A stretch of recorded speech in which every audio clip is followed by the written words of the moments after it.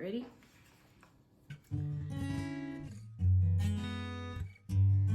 Hello everyone, welcome to our channel, Living La Vida Chavez. I'm Jackie. I'm Josue. And we are the Chavezes. And today we are making a video about getting to know us. We have now been married for 23 years. 23 as of this year? Yes, as of this year. 2022. Yeah, sure. Until October will be 23 years. We've been married now for 22 years and dating for 25. Yep. We have 3 kids. We have our firstborn son. His name is Ethan, and he is 20 years old. We have Abriel, who is 17. And we also have Eliana, who is 14 years old. Mm-hmm. And so we have 3 wonderful kids that we're so blessed to have and to share our lives with. And we're just very blessed to have them in our lives, and we're proud of them, and they're growing and going through growing pains, and we're going through those pains along with them as well, and we're learning to parent them now as teens and adults. So it's a new season for us, and it's exciting. They're no longer little kids, but this is a new season where we're learning alongside them, and it has not been easy. So any parent that says that it gets easier as they get older, it's a lie. It's a lie. It does not get easier. You know, the decisions they make now as they get older are more expensive, have higher consequence, even with the law.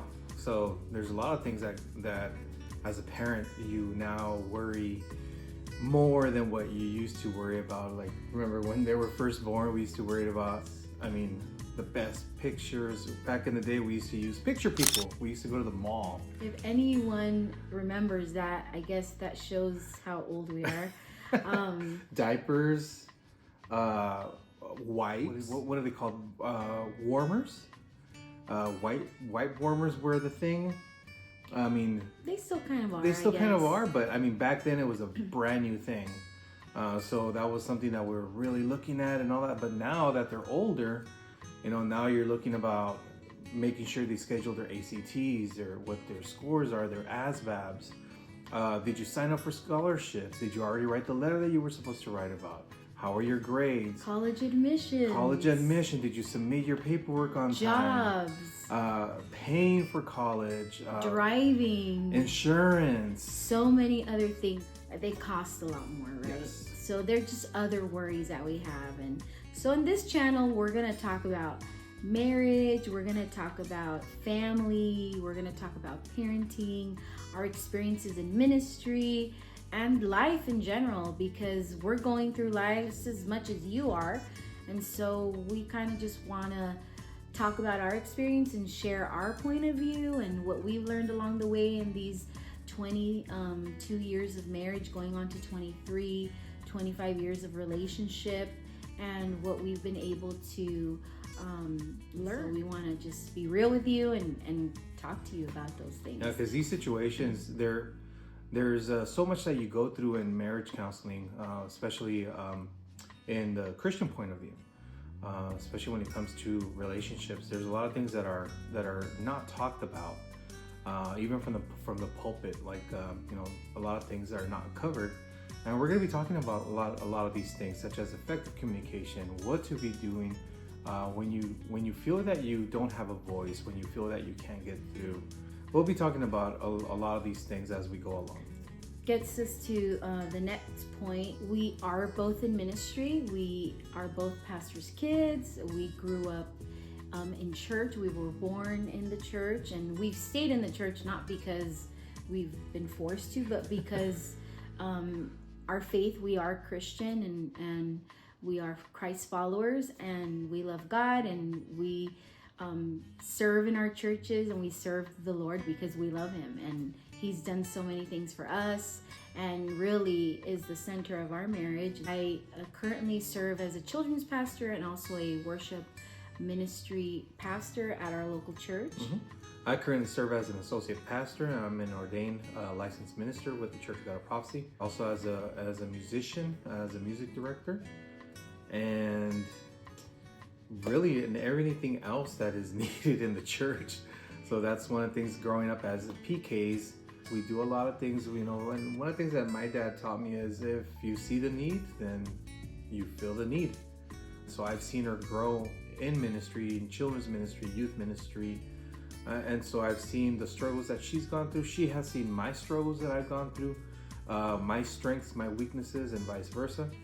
And so those are a lot of things that we're going to also be talking about, so that you can see some of the things that we've gone through and how we've failed in many of those things, but also how the Lord has helped us, and how those experiences have actually helped us grow, not only as individuals, but also in our marriage. We will get more into the ministry role side and the experiences that we have had in these many years of ministry, being pastors' kids, and then now ourselves being ministers. And I actually just recently got my lay minister's license. Whoa. So recently we also just became directors for our senior camp here in our region for our church organization. So this will be our first year directing our youth camp, for our senior youth camp, which is exciting. It's a new role for us, but we're excited. And we've worked camps for many, many years because we love camp and we believe in camping ministry. But now we actually get to direct. We're going to be doing a few more things, just getting, I guess, a little bit busier. But that's okay. We're excited to see that here this summer.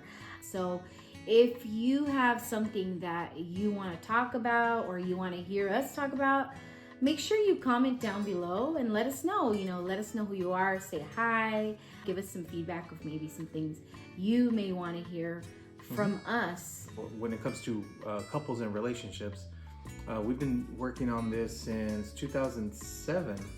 Since 2007, my wife and I have been facilitating and coaching. We've been helping couples have successful relationships and successful lives. We've done from private counseling to standing capacities, as they're known in the workshop world, facilitating world, and we've also done, you know, events at churches, events at different places regarding relationships, you know, and it's and effective communication. When it comes to effective communication, problem solving, you know, even your love language. What are some of your needs in a relationship? Different activities to be able to help, you know, the couple to prepare and enrich the relationship as well.